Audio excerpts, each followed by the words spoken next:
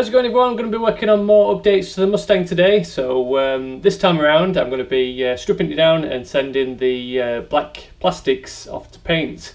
So that's going to incorporate the front splitter, the side skirts, the rear plastic valance that goes around the bumper, the two grills, including the one that I've only put on a couple of months ago, the US Spec Low grill, the fog light surrounds. So I think there's like 14 pieces altogether. But then there's also going to be a couple of aftermarket bits that I ordered, including a spoiler. I'm going for the Steeda Q-Series Spoiler, as well as a nice, more aggressive diffuser to replace that red section that's on the rear valance. That's going to be a slightly more aggressive one with a couple more fins, slightly bigger fins, and that's all going to be painted black as well. So I'm going to be jacking up the car because these things it's not a hard job. It's just going to be extremely tedious having to unclip about 5 million clips that are kind of like fused in place. My fingernails are going to be dead after the end of this. So it involves jacking up the car, getting all the wheels off, and then just wrestling with these various fasteners.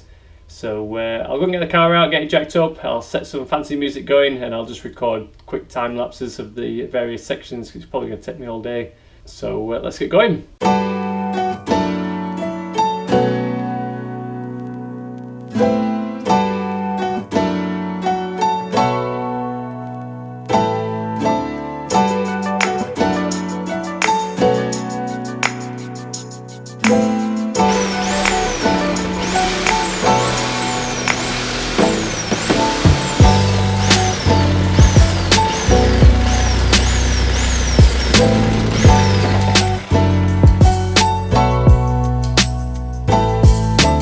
Right, so that was an extremely tedious job. These plastic pieces must be the most secure components on the car.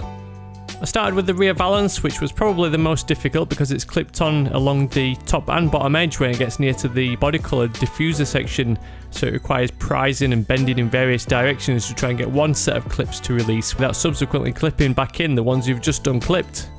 Part of the job was also to cut off that body coloured section to make way for the aftermarket replacement I have with those bigger fins.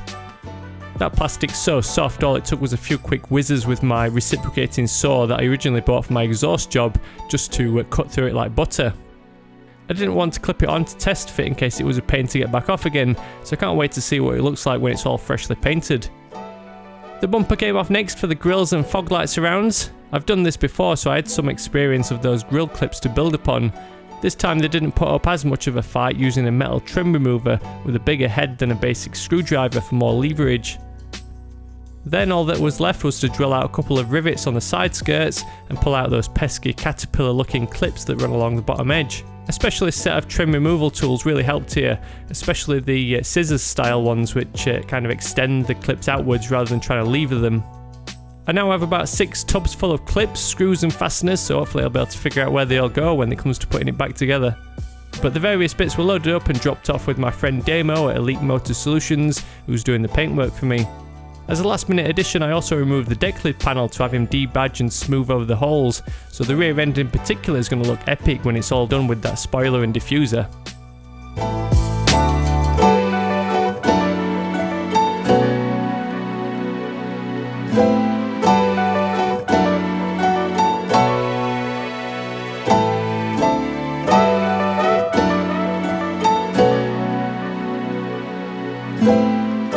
Like that, I now have a living room full of freshly painted Mustang parts. So check them out.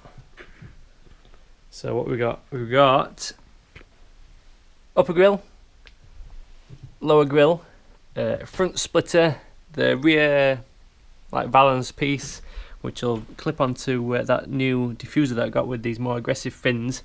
I'm actually quite worried about trying to fit these back on because I don't want to, ruin the paintwork. So it's going to be a bit nerve-wracking trying to clip these things back together.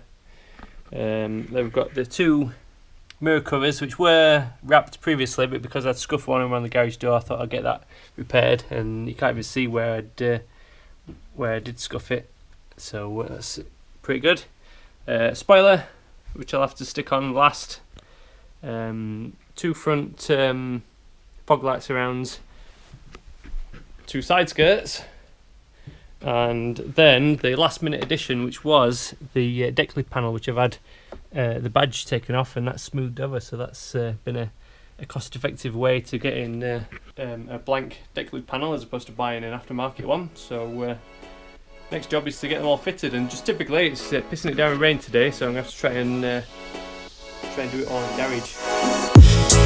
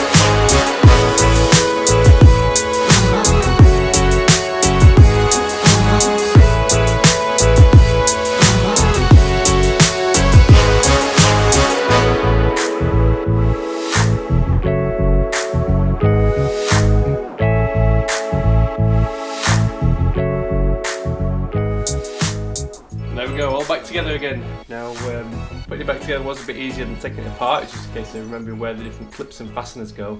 It's looking good. It's nice and shiny. So we'll start from the front. The front's where it really makes a big difference.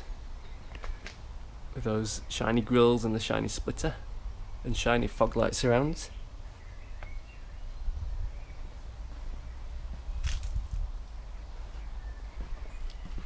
Then that continues onto the side skirts. Hopefully they'll stay nice and shiny and not end up getting stone chipped. Mirrors were already shiny black before, but they've now been painted, so it's a bit of a better finish. Let's hope I don't end up whacking them on the garage door like I did to the last one. And then where the biggest difference is going to be is around the back with this freshly painted valance, which goes onto the new Diffuser, which looks a lot more aggressive with those bigger fins, and then the blank deck lid panel, which has been painted. You can't even see where those holes were. And then we've just finished securing this in place with a few weights, so I'll leave that till after lunch, and then I'll be able to show you the final result.